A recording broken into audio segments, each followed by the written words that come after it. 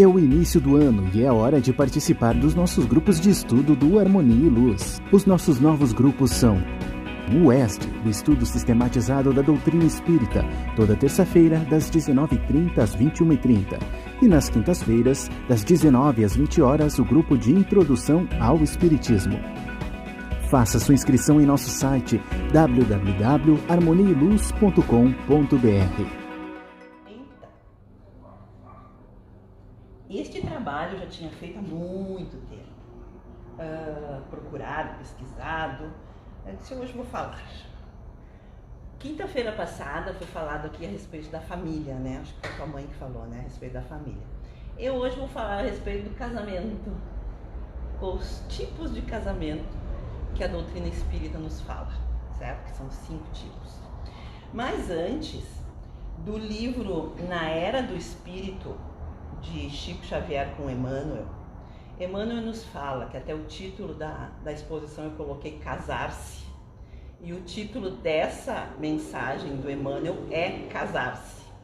E ela nos diz assim, um trechinho dela só que eu peguei. Não basta casar-se, imperioso saber para que casar. Tá? Dirás provavelmente que a resposta é óbvia, que as criaturas abraçam o matrimônio por amor. Não é uma realidade. Todo mundo que vai casar é porque tem amor. Acho, né? Achamos. O amor, porém, reclama cultivo. Não é assim de uma hora para outra. E a felicidade afetiva não é um prato feito, já pronto, né? E sim, é uma construção do dia a dia. As leis humanas casam as pessoas para que as pessoas se unam segundo as leis de Deus. Então esse aqui é a reflexão de Emmanuel a respeito do casar-se. Então a gente viu que a base realmente do casar-se é e tem que ser o amor. Mas o amor precisa ser cultivado todos os dias, a todos os momentos. E num casamento a gente sabe que são 2 pessoas diferentes que vão estar no mesmo local 24 horas por dia, né? E vão ter os seus defeitos, vão ter as suas imperfeições, vão ter as suas qualidades também, mas precisa ser uma construção diária, de tolerância, paciência, resignação, compreensão. Tá? Aí, então, o texto aqui da revista O Espírita sobre o casamento, ele nos fala a respeito do casamento que hoje em dia está como, até na quinta-feira passada, como se fosse algo falido, né? A família. E o casamento é a mesma coisa também, que está muito se falando, né? Aí diz assim, ó, o casamento... mas antes, eu preciso falar uma coisa antes. Eu vou falar aqui a respeito do casamento e a gente vai sempre pensar, né? Homem e mulher. Só que a gente não pode esquecer que existem os casamentos homoafetivos. E que o Espiritismo não condena. A gente sabe que não condena a homossexualidade. Mas, mais do que não condenar, o Espiritismo diz que o comportamento homossexual é completamente normal. Por quê?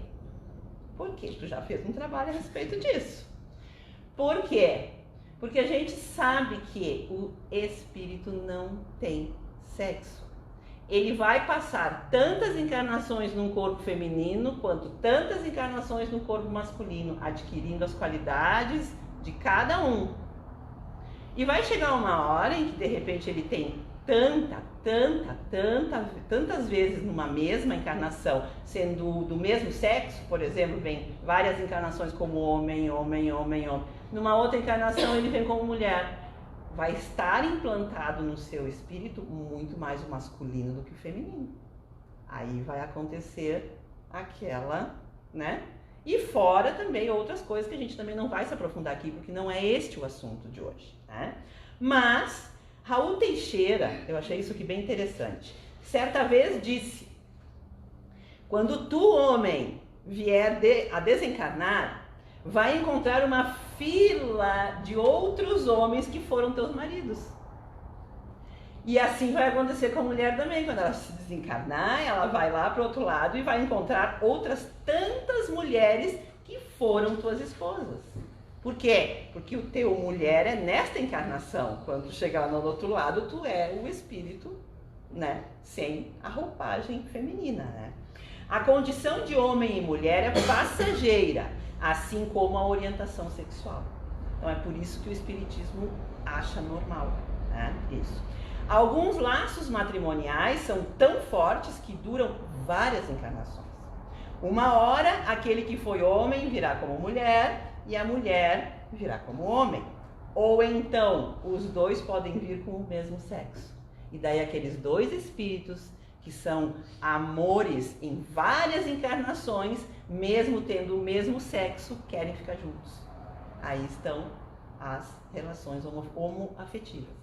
Considerando a homossexualidade absolutamente normal, o espiritismo ainda apoia a adoção por casais homossexuais.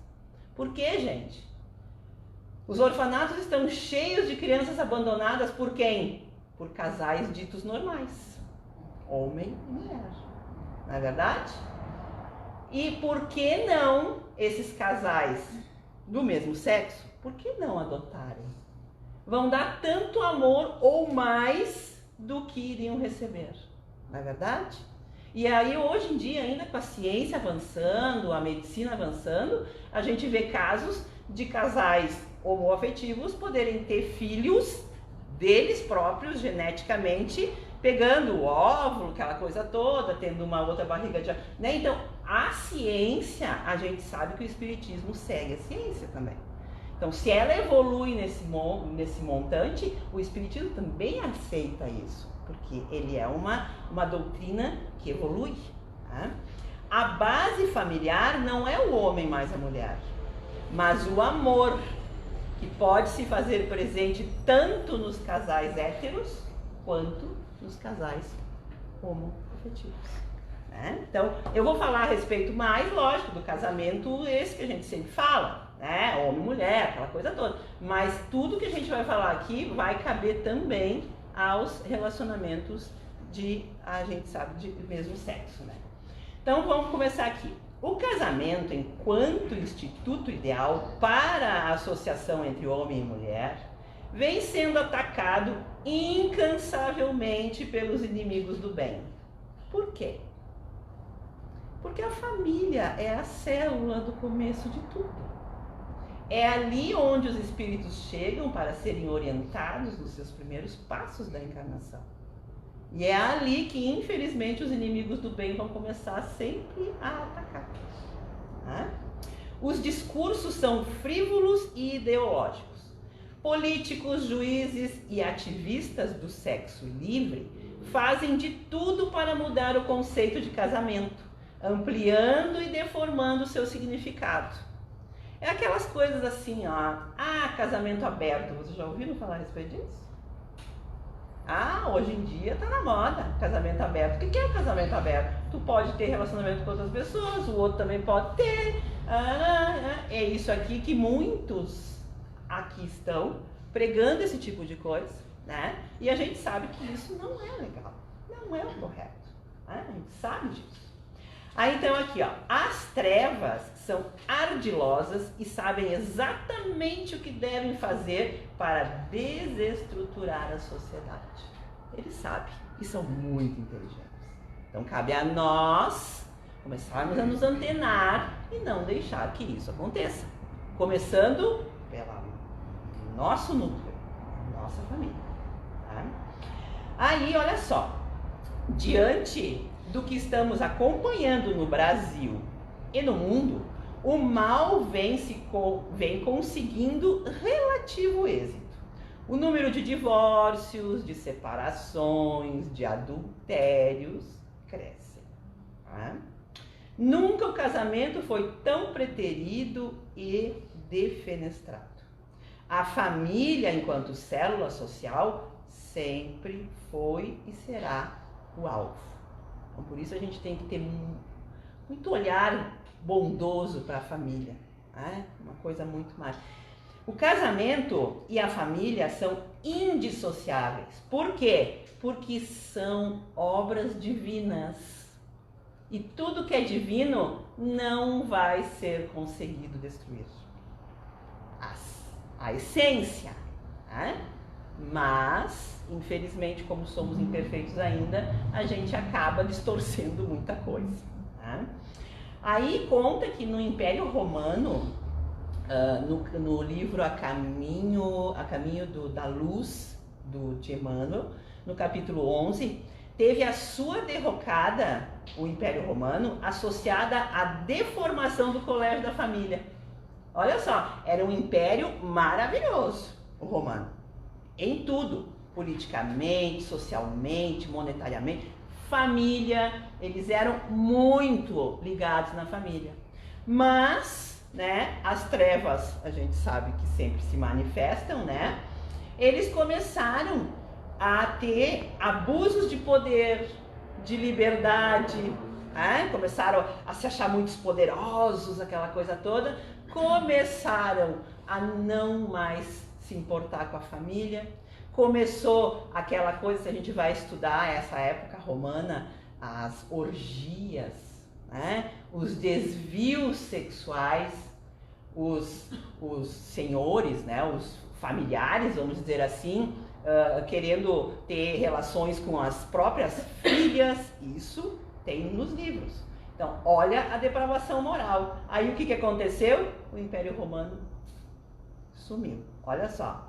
Os abusos de poder e de liberdade de seus habitantes fizeram do ninho do amor e do trabalho um amontoado de rumarias, afundando-o num mar de lodo sanguinolento. É o que aconteceu. Existe ainda o Império Romano? A gente sabe que acaba, né? Chega uma hora que acaba. Até mesmo, gente, dentro do movimento espírita temos discursos dúbios que confundem os conceitos e os instintos de família, né? Infelizmente. Somos espíritas convictos ou estamos à mercê das conveniências mundanas? A gente acha, mas tá na moda. Ficar tá na moda, né? Não dá valor para a família, tá na moda. Será? Não, né? A obra, uma das obras mais importantes, ou a mais importante do Espiritismo, o Livro dos Espíritos, na questão 695 e 696, Kardec, né, os Espíritos nos falam de forma direta e definitiva. A 695 nos diz: será contrário à lei da natureza o casamento, isto é, a união permanente de dois seres? A resposta é um progresso na marcha da humanidade. O casamento, a união permanente dos seres. E se a gente for ver, gente, a natureza, os nossos animais amados, nos dão provas disso. Porque quantos são daqueles que tem uma parceira só, que quando ela desencarna não tem outro relacionamento? Animais irracionais. E nós, os animais racionais, são os que abandonam os filhos, os que traem aqueles que tu diz que tu ama. Os animais não fazem isso. Eles não rejeitam os filhos, eles não deixam a família, e ficam até que nem os elefantes, que eles têm a família sempre junto, as baleias também, que tem vó, tio, a família é imensa, estão sempre juntos. É irracional. Estão nos dando lição. Muita lição. A 696, que efeito teria sobre a sociedade humana a abolição do casamento? A resposta nua e crua seria uma regressão à vida dos animais. A gente regrediria sem a família. Na literatura espírita, então, ela faz um esforço pedagógico para classificar os vários tipos de casamento. Agora é bem legal. Embora não seja definitiva, mas coerente e didática, a divisão proposta por Martins Peralva. Eu sempre falo os livros, aquela coisa, porque se caso alguém quer ler, continuar, né, se aprofundando, já mais ou menos sabe aonde, né? Então é o livro do Martins Peralva, Estudando a Mediunidade, o livro. Capítulo 18, ajuda-nos a entender a dinâmica do casamento e suas implicações espirituais. Temos 5 classificações de tipos de casamento. Vamos lá. Primeiro, os acidentais. Esses 2 primeiros, para mim, são os que mais acontecem. Tá? Acidentais. São os casamentos motivados pela atração física, pelos impulsos carnais. Não foram motivados pela ascendência espiritual e não apresentam afetividade. Caracterizam-se pelo encontro de almas com interesses inferiores. É aquela história, conheceu de noite, gostou, no dia seguinte já está amando, no outro dia já casou. No dia seguinte, uma semana depois, se separou. Né? Acidental. A barriga cresceu, Também, os cabelos. também, sabe? Acidental, já diz o nome, né? Depois, os provacionais. Agora já começa, né? E mais pro nosso terreno, eu acho, né? Os provacionais. São os mais comuns e se caracterizam pela união de espíritos em reajustes mútuos, fruto de erros vivenciados no passado. Então, aquele companheiro ou companheira que a gente tem um passado junto. Não é por acaso. Tá? A convivência servirá para o desenvolvimento de valores e virtudes, bem como para a pacificação da consciência. Então, esses aí são os mais comuns. Tá? Tem os 2 endividados, ficam juntos, porque a gente planeja lá no outro lado. A gente escolhe a dedo. Aí depois vai começar os mais, como é que eu posso dizer, os mais raros, ou os bem raros, os sacrificiais, casamentos por sacrifício, olha só, são relativamente raros. Temos uma alma grosseira e inferiorizada em união com outra de boa vontade e iluminada, que vem para ajudar o cônjuge no seu progresso espiritual. Esse aí deve ser bem raro. Né?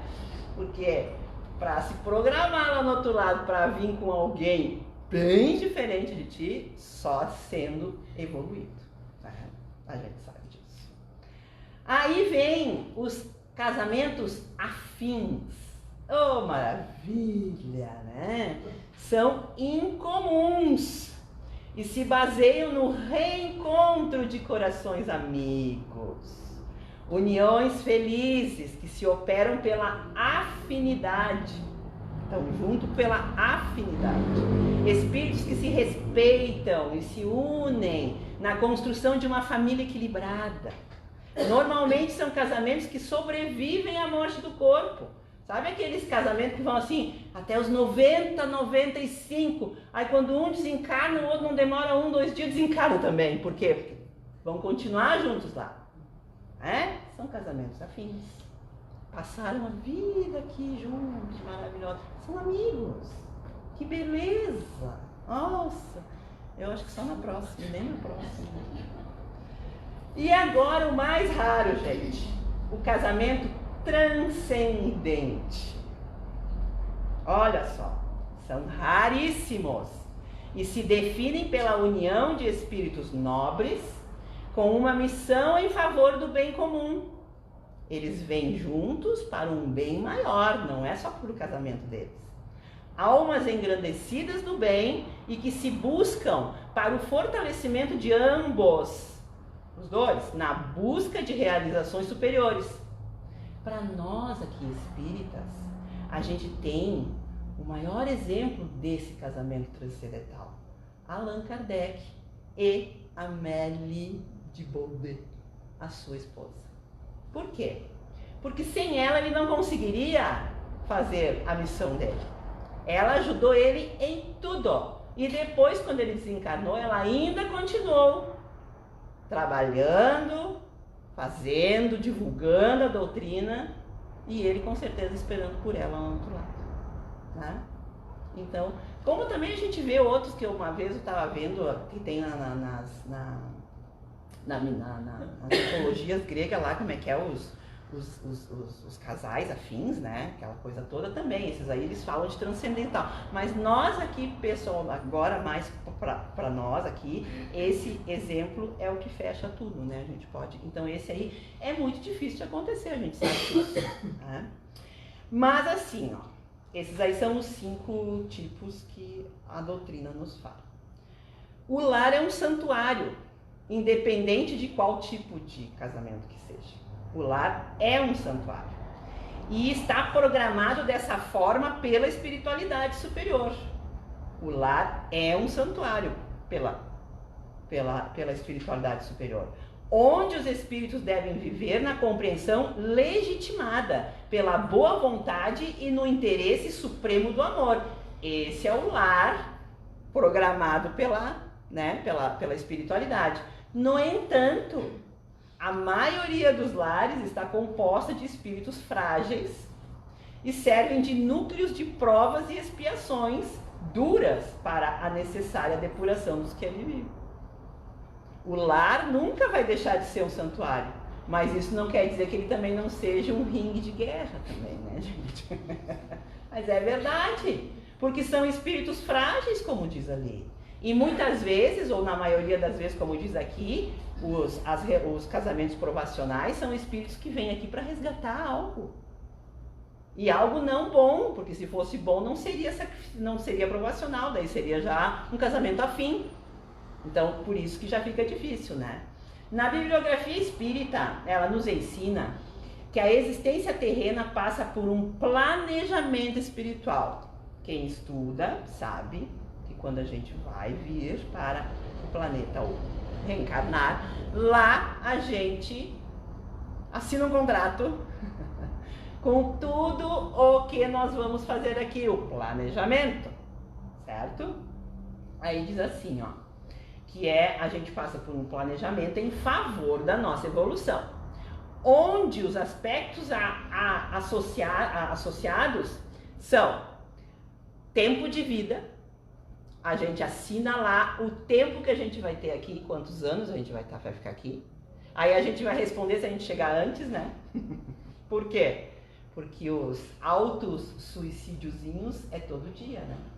A gente sabe disso. A gente vai diminuindo o tempo de vida do nosso corpo, com o mau uso, os excessos, os vícios, né? E mentalmente também afeta o corpo. Ah, mas eu não tenho vício nenhum, eu sou regrada na alimentação, eu não bebo, não fumo, não faço nada. Mas tá sempre pensando negativo, tá sempre com mágoa aqui dentro. Tu acha que o teu corpo não vai sentir? Vai, e bastante, né? Então assim a gente vai diminuindo o nosso tempo. Aquele que a gente programou vai diminuindo e quando a gente chegar lá, a gente vai ter que prestar conta disso. Porque o tempo de vida é planejado, o casamento é planejado, a gente assina contrato com aquele que vai ser o nosso marido ou nossa esposa. Por quê? Porque ele também está planejando a sua reencarnação, então a gente tem que ter uma associação. Então lá a gente escolhe. Gente, depois nós vamos falar aqui, que eu vou falar aqui, a gente não escolhe lá 5 casamentos, tá? É só um. O resto é livre escolha daqui. Porque a gente assina com um só, certo?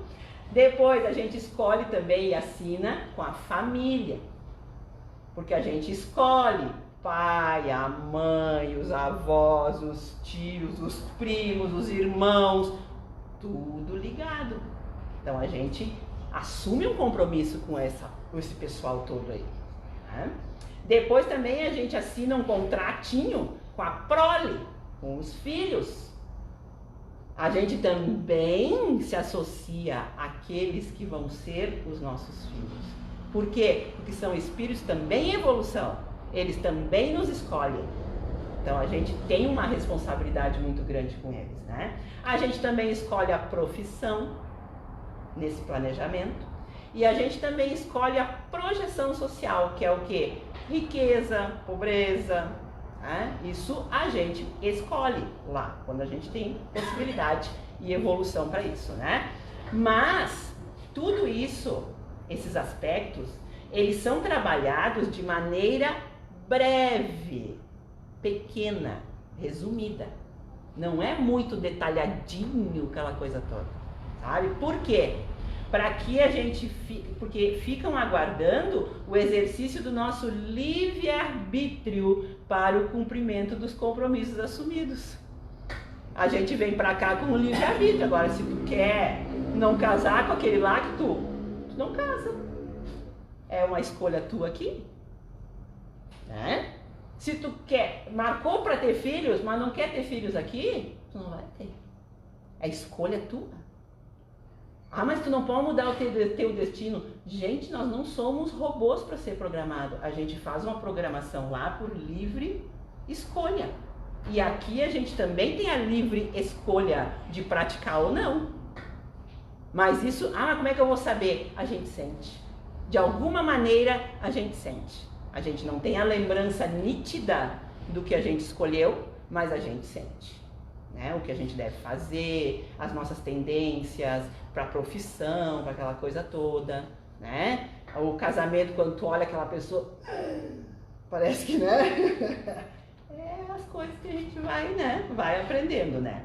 Entendendo, olha só, que o Instituto do Matrimônio agrega valores emocionais e morais aos cônjuges. Não é só emocional, de sentimento, é moral também. E que ainda é abençoada ferramenta para a lapidação espiritual, devemos buscar a harmonia, o respeito, a fidelidade, a aceitação mútua, o carinho e a renúncia. Pouca coisa, né?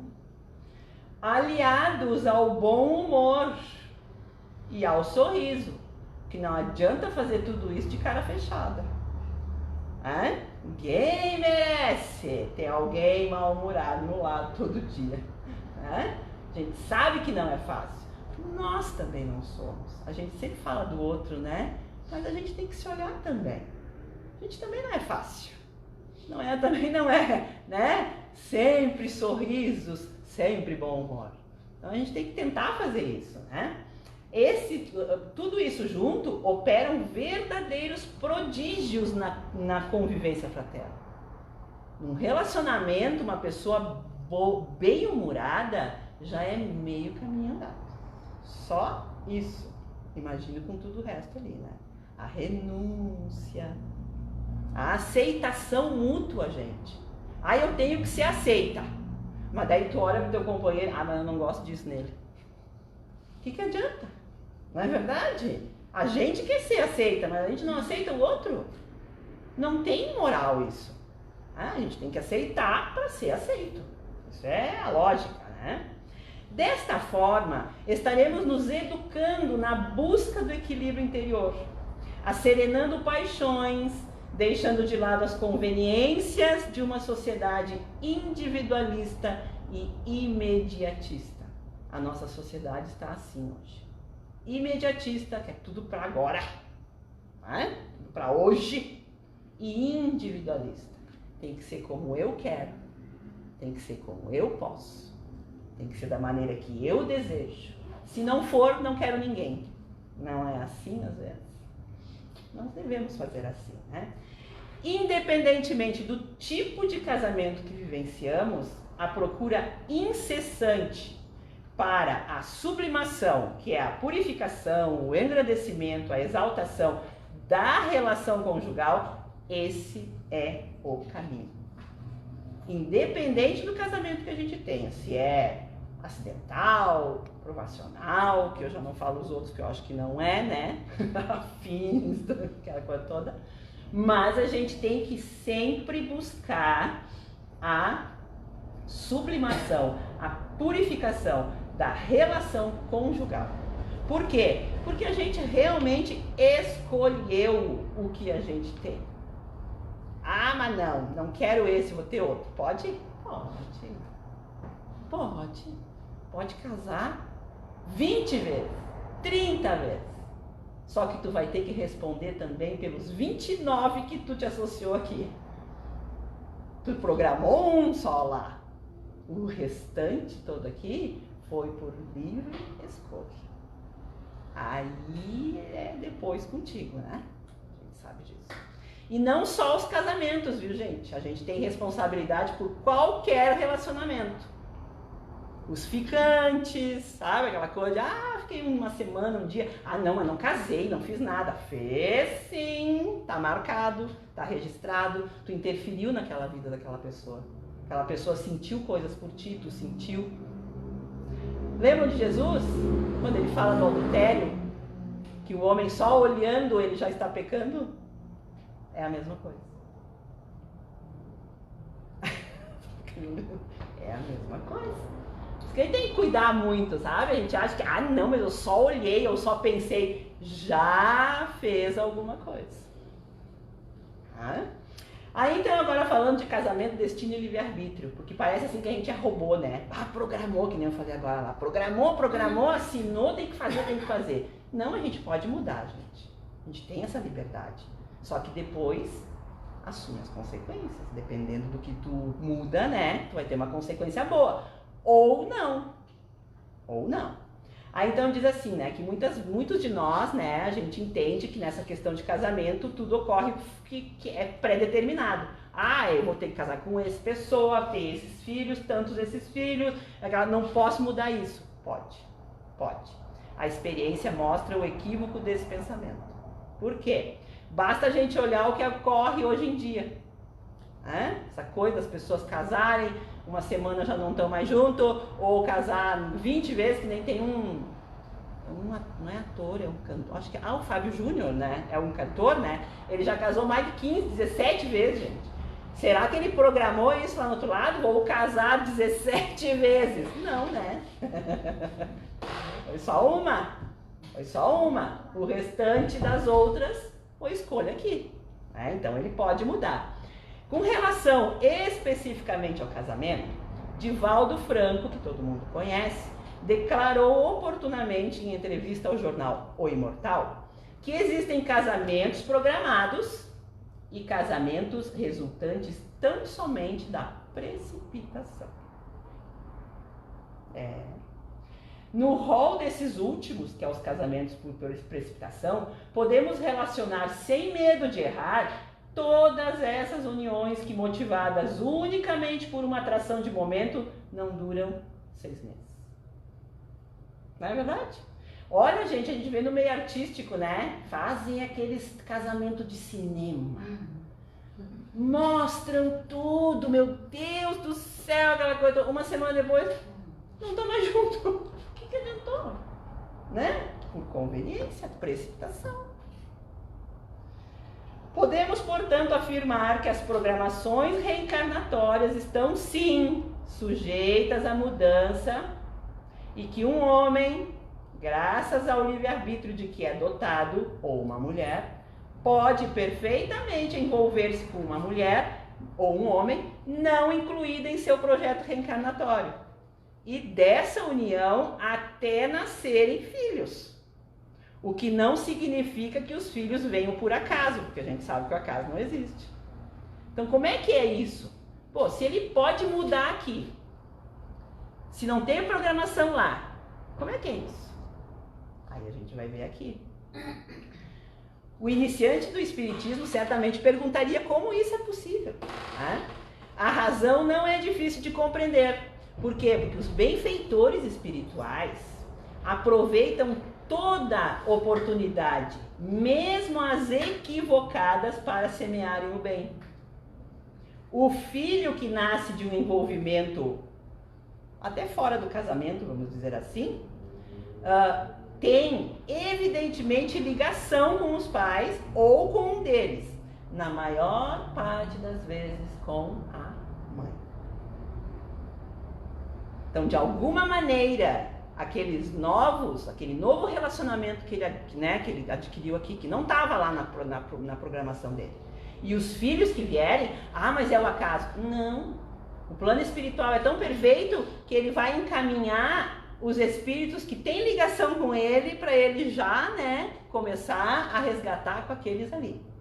Então não fez a programação lá, mas o plano espiritual ajuda aqui.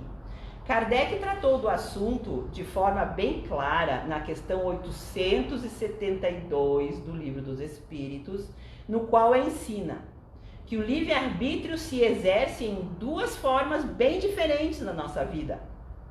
Na erraticidade, quando a gente está lá no plano espiritual, ele se expressa na escolha que dá forma à chamada programação reencarnatória. Quando a gente tem a capacidade e a evolução espiritual suficiente para poder escolher, a gente tem o livre-arbítrio para isso, lá no plano espiritual, certo? E depois, na condição de encarnado, o livre-arbítrio é o que permite ao indivíduo adotar essa ou aquela conduta, que pode atender ou não ao que foi programado. Então a gente pode usar o livre-arbítrio lá e aqui também, tá? Existem, gente, existem muitos casos de reprogramação reencarnatória em que, para atender a uma emergência, pode ser dado um novo rumo à história de uma pessoa. Exemplos disso tem inúmeros nas obras de André Luiz. Em todas elas existe esse exemplo, tá? E um deles é um exemplo é o marido que se suicida. O marido se suicidou, deixando mulher e filhos, sem o arrimo necessário para o cumprimento das suas tarefas, certo? Um segundo casamento na vida dessa mulher pode perfeitamente ser estabelecido pela espiritualidade com a ajuda dos benfeitores espirituais. Para quê? Para que ela possa ter o arrimo necessário para os seus filhos e ela, mesmo não sendo programado lá. Por quê? Porque o marido dela que se suicidou, que foi o que fez a programação com ela, usou o livre-arbítrio dele e foi embora antes, mas ela não. Então o plano espiritual pode fazer essa reprogramação, encaminhar uma outra pessoa na vida dela para que ajude ela nesse sentido. E tem no livro Os Mensageiros, que eu não sei nem se não vai estar no filme, né? É o caso do Otávio, que é narrado no capítulo 7 do livro Os Mensageiros, que André Luiz nos conta, mostra-nos o que pode acontecer na vida de um homem que se rebela ante o programa traçado e revela que, embora não destinado a casar, ele veio para cá sem nada para o casamento, não tinha nenhuma responsabilidade, o indivíduo pode fazê-lo, pode casar e até mesmo ter filhos, mesmo sem programar lá no outro lado, descumprindo o compromisso inicialmente firmado e assumindo por isso mesmo todas as consequências decorrentes do seu ato. Claro, porque daí ele vai se ligar a uma outra família, a outros espíritos e vai adquirir toda a responsabilidade com isso também. Para ver, é muito auxiliado pelo plano espiritual o nosso relacionamento aqui. A gente acha, por exemplo, quando um casamento termina, meu Deus, né? Aquela coisa, não vou conseguir viver, de repente daqui a um tempo tu encontra uma outra pessoa, tu consegue continuar a tua vida, aquela coisa toda. Mas estava programado. Às vezes não. Às vezes foi só um auxílio, né, que o plano espiritual está te dando, uma nova chance que o plano espiritual está te dando. Aí então, gente, para encerrar, o amor é a base de tudo, a gente sabe disso. E como no início eu falei, o amor também não é assim de sopetão, ele tem que ser cultivado, tem que ser desenvolvido, alimentado por atitudes, por pensamentos, né? Eu me lembro que a minha mãe, as atitudes de amor dela com o meu pai, ela botava os bilhetinhos embaixo dos pratos. Aí o pai e ela arrumava a mesa com os pratos virados, né? E daí quando o pai sempre virava assim, tinha um bilhete para ele. Então essas coisas são mínimas, mas alimenta, né? Pequenos detalhes, né? E nunca aguentar, gente, porque essa coisa de que é meu karma, eu tenho que aguentar, porque é meu casamento. Ah, mas eu ouvi lá no centro espírita que daí depois a gente pode não ficar mais junto, né? Vou aguentar aqui no osso. Aí depois conta-se que um casal, muito tempo de vida juntos, o marido desencarna. Feliz da vida, a mulher ficou porque a missão dela tinha sido cumprida. Aguentei até ele morrer. Chegou lá no outro lado, achando que estava livre. Estava ele lá esperando ela. Mas o que aconteceu? Eu aceitei, eu aguentei, eu fiz tudo que eu podia. Como é que eu vou vir com ele de novo? Tu não amou? Tu vai aprender agora a amar. Não a aguentar. Então não adianta a gente querer aguentar porque é meu karma, porque eu tenho que fazer isso, aquilo. Não. Transforma em amor. Transforma em compreensão, transforma em aceitação. É o companheiro, é a companheira. E se não dá realmente, gente, existe realmente a separação. O divórcio, que eu estava lendo também a respeito disso, é uma coisa nossa, foi criado pelos homens. Mas o espiritismo e os espíritos superiores, eles preferem que as pessoas se separem do que fiquem se odiando. Então, né, a gente sabe que agora também essas relações que nem a gente vê muito superficiais, elas às vezes já começam pensando no divórcio, né? Tipo assim, ó, vou casar, se não der certo, é fácil, eu me divorcio. Antes de entrar no casamento já tá pensando na separação, né? Então, é difícil. Mas, gente, estamos aqui para aprender. É isso, um com o outro. E cada um de nós tem o relacionamento que programou lá no outro lado. Isso é certo. Tá? Então vamos encerrar, meus amores, que eu passei do horário, né, Leozinho? Mas tá no horário lá, né?